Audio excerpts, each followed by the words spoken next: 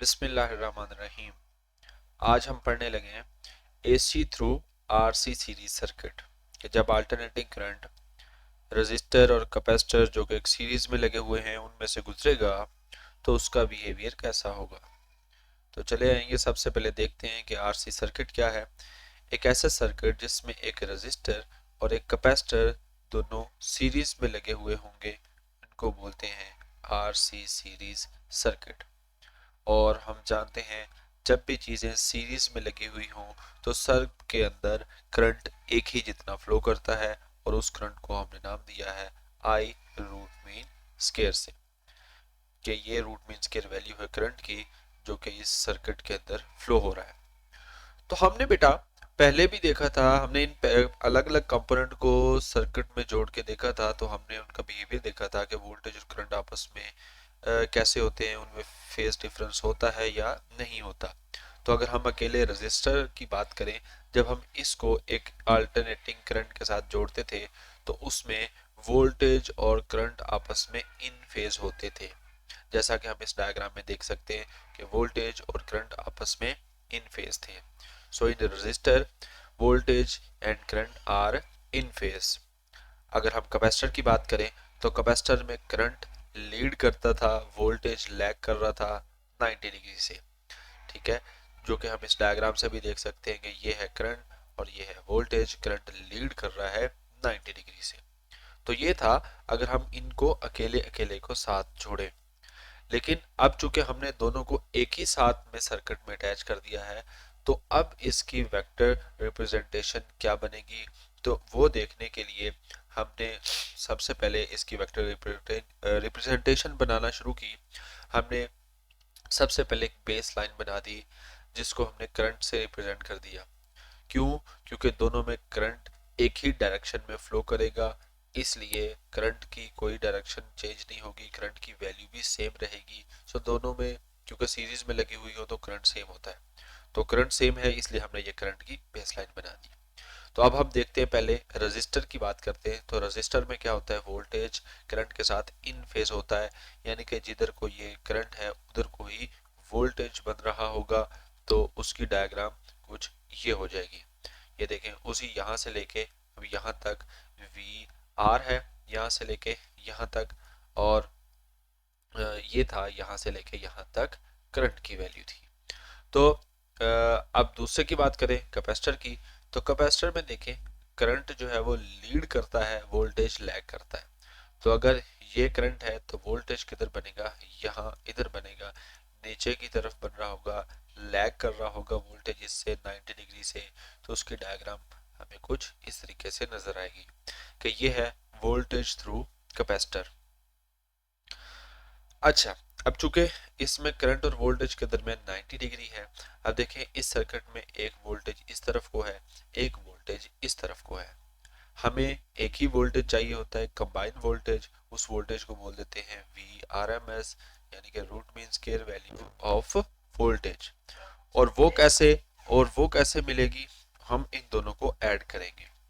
इन दोनों को ऐड करने से मिलेगी voltage through resistor and voltage through capacitor. इन दोनों को हम ऐड करेंगे।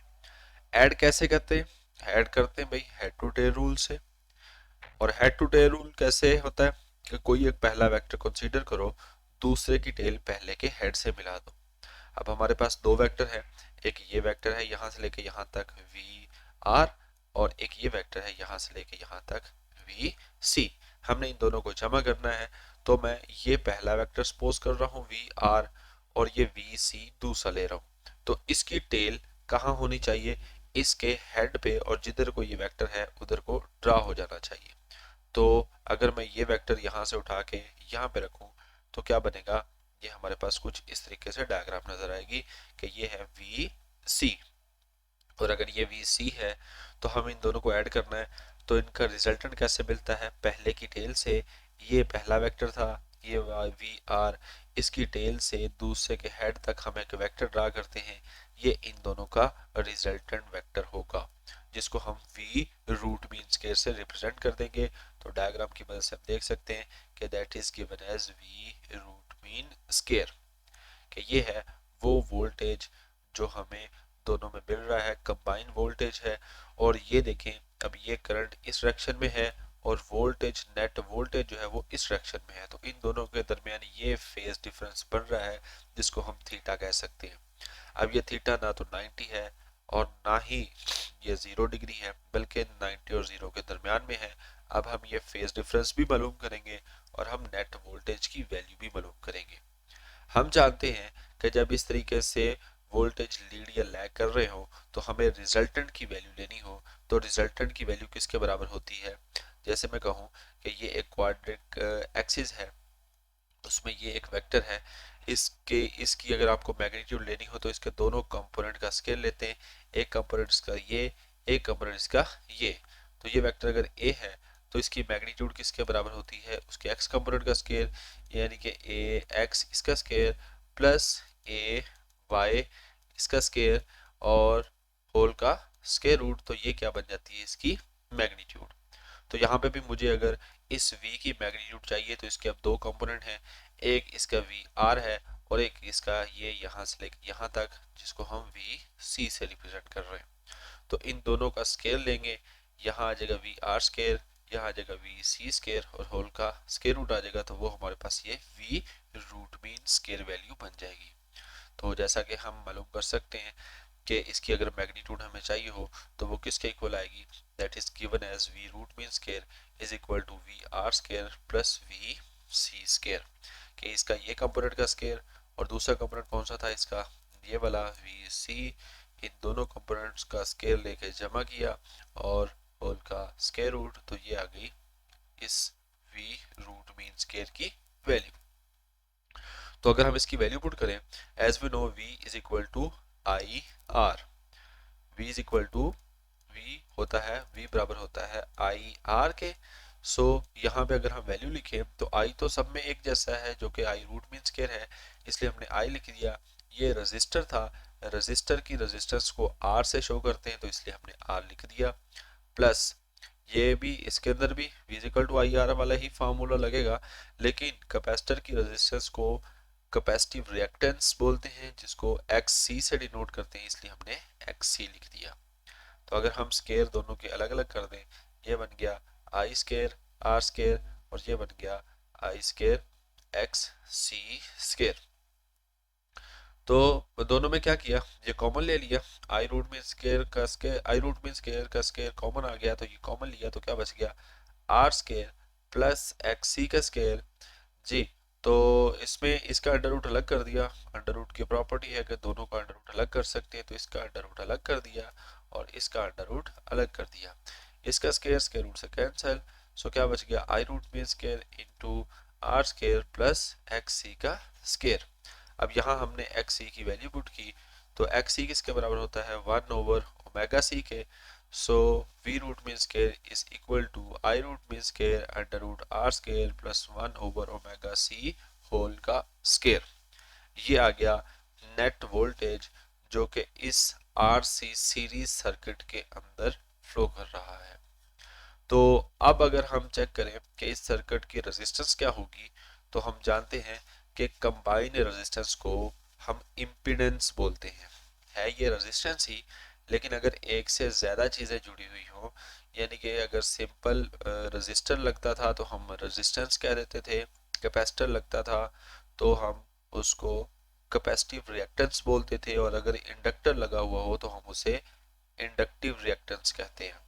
लेकिन अगर एक ही सर्किट में सारी चीजें लगी हुई हो तो सब की जो कंबाइंड रेजिस्टेंस है उसको इम्पीडेंस कहते हैं। तो इस सर्किट की इम्पीडेंस क्या होती है वो हम ओहम लॉ से ही मालूम कर सकते हैं, as we know v is equal to I R और आई आर, और अगर हमें रेजिस्टेंस चाहिए हो r तो वो किसके बराबर होगी? v ओवर आई के। सो इम्पीडेंस को r से नहीं बल्कि z से शो करते हैं, तो ये क्या बन जाएगा इसका formula? So z is equal to V root mean square over I root mean square. अगर हम वी रूट मीन स्केयर की वैल्यू लिखें तो एज वी नो v की वैल्यू क्या थी? That I root mean square R square plus 1/ओमेगा C whole square का अंडर रूट। तो क्या बनेगा? तो ये बन जाएगा v की हमने वैल्यू पुट की over I root mean square, I root mean square से I root mean square cancel, so z is equal to this one. तो ये बच गया हमारे पास z की वैल्यू। तो अगर हम इसकी वेक्टर रिप्रेजेंटेशन करना चाहें इम्पिडेंस की, तो हमने देखा था कि ये थी इसकी वोल्टेज की वेक्टर रिप्रेजेंटेशन, कि ये वोल्टेज था लीड कर रहा, और ये इन फेज था रजिस्टर में, ये लैग कर रहा था कैपेसिटर में, और ये दोनों का नेट वोल्टेज बना। तो अगर हम इसकी इम्पिडेंस की डायग्राम बनाना चाहें तो वो भी बिल्कुल सेम बनेगी। सिर्फ यहाँ पर इनका फर्क आएगा, जिधर को जिस चीज का वोल्टेज बनेगा उधर को ही उसका उस उधर को ही उसकी रेजिस्टेंस भी बनेगी। तो ये देखें, यहाँ पे इसी डायरेक्शन में रेजिस्टर का वोल्टेज था, तो इसी डायरेक्शन में रेजिस्टर की रेजिस्टेंस होगी। और जिधर को जिस भी चीज का वोल्टेज होगा उधर ही उसकी रेजिस्टेंस बनेगी।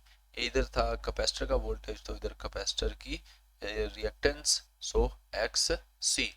तो वैसे ही जैसे हम इधर वोल्टेज को जमा किया था तो ये लाइन बनी थी, तो हम अगर ये वाला वेक्टर एक्स सी अगर हम यहाँ पे ड्रा करें तो फिर ये इन दोनों का रिजल्टेंट बनेगा। तो इस रिजल्टेंट को क्या बोलेंगे, इम्पीडेंस।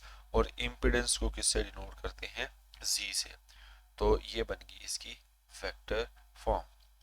अगर हम इस सर्किट में फेज डिफरेंस कितना है उसकी एग्जैक्ट वैल्यू मालूम करना चाहें तो हम जानते हैं थीटा की वैल्यू क्या होती है, theta is equal to tan inverse Y component over X component, R Y over R X. Same यही फार्मूला हम यहाँ पे लगाएंगे। यहाँ पे क्या फार्मूला होगा, that tan inverse Y component over X component. तो यहाँ देखें वाई कंपोनेंट क्या है, ये वाला यहाँ से लेके यहाँ तक, ये वाई कंपोनेंट है जिसको हम वी सी से डिनोट करते हैं, और ये है X component. So Y over X, so Y component over X component. Y component किसके बराबर है जी, I root mean square X C over X component किसके बराबर है, I root mean square into R के। तो आई से I cancel, X C over R, और एक्स सी किसके बराबर होता है, वन ओवर ओमेगा सी के, तो नीचे आर के साथ जाके मल्टीप्लाई हो गए। That is the formula for for finding the phase difference between voltage and current in an RC series circuit। तो ये था अल्टरनेटिंग करंट का बिहेवियर जब हम उसको एक RC सीरीज सर्किट में अटैच करेंगे, तो वो एक दूसरे के साथ इतने डिग्री से लीड या लैग कर रहे होंगे। तो जैसा कि हम देख सकते हैं कि यहाँ पे वोल्टेज जो है वो लैग ही कर रहा है, करंट लीड कर रहा है, और कितने डिग्री से, वो एग्जैक्टली 90 डिग्री नहीं है, बल्कि ये कुछ ये एंगल है जो कि हम यहाँ से देख सकते हैं, इतने डिग्री से लीड या लीड कर रहा है current. So we can say current is leading the voltage through an angle that is not 90 degree, बल्कि इसका ये वाला एंगल बनेगा। ये था आज का टॉपिक। अल्लाह हाफिज।